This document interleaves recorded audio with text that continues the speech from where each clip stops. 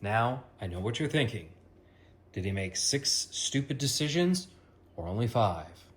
Well, to tell you the truth, I kind of lost track myself. But being the fact that my non-existent wife and theoretical children left me, you will have to ask yourself one question. What the hell is he actually getting onto?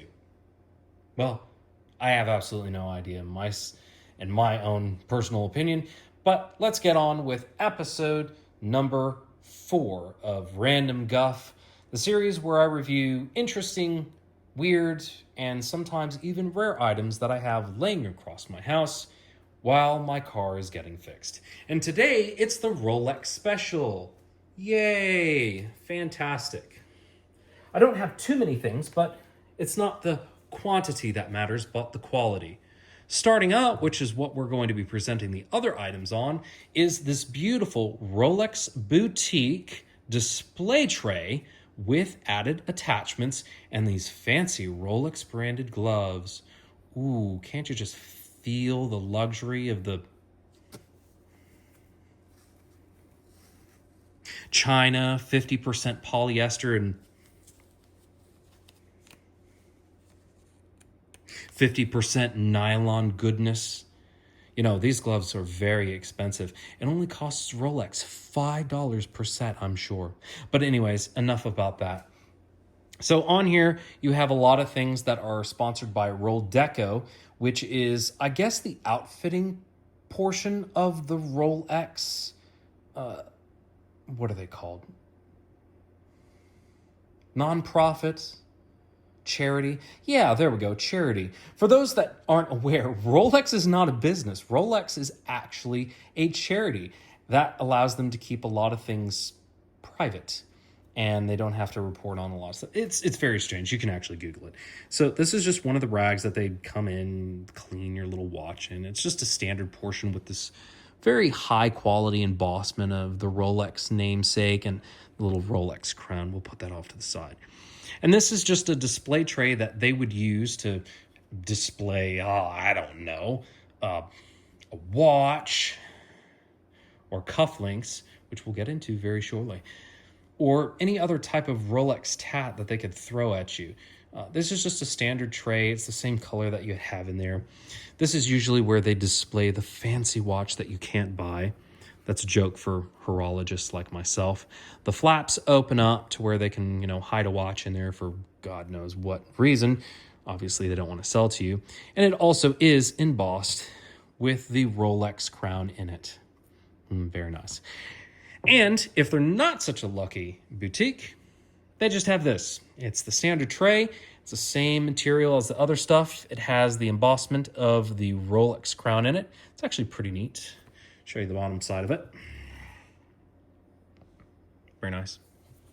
I kind of like it, and for the right price, you can probably find one on eBay or something. Unfortunately, with the popularity of, for who knows what reason, with watches in the past 4 years, it's kind of a little harder to get these trays on a price point that I would agree with, which is around $200-$300. Now they go for, $600-$700 for no reason, no good reason, that is.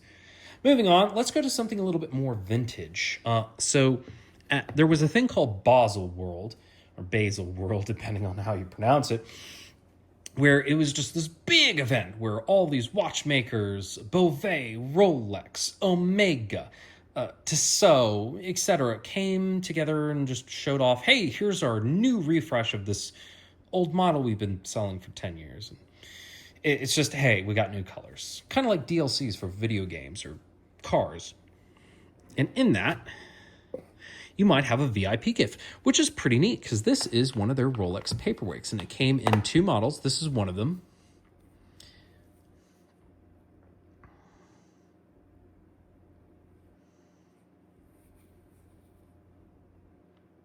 That's Rolex Rankings, or XOR if you read it backwards. But we don't do that because we're not Swedish.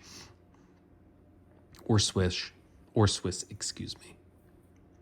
Now, what the neat thing about this is that for the waterproofness of an actual Rolex watch, usually they have either a full line under here, 2 pips, as we call them, which is a double lock system, or a tri-lock system, which you'll find on the higher end models, which will have either 3 dots with the one in the middle being a bit bigger than the others, or I think the outer pips being bigger than the middle one. You can actually Google that as well. And I guess this was given to them as a VIP gift at Basel World or just as a reward.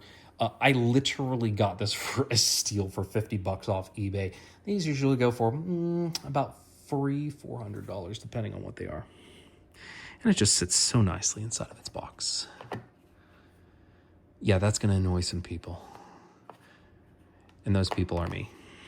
Dang it. Wonderful. Now, let's get to the stupidest decision that I've ever made. For those that don't wear, sometimes Rolex does come out with some pretty tacky or questionable things.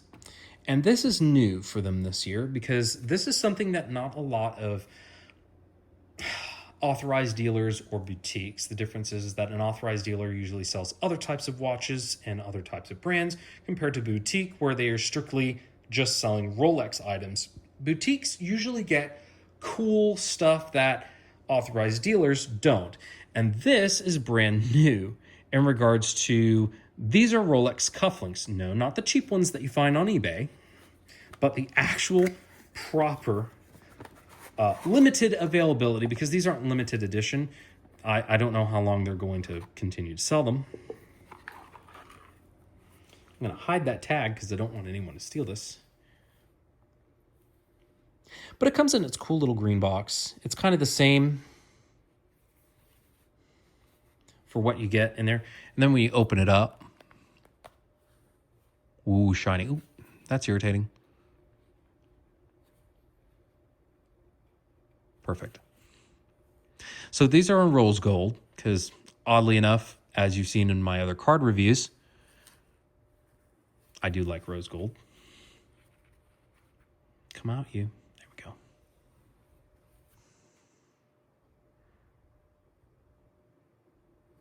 And so these are solid gold. They're very expensive.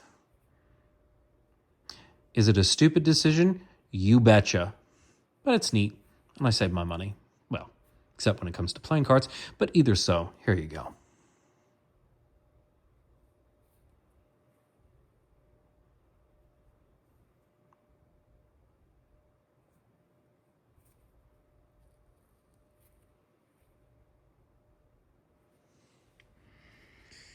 Back in there, you little pip.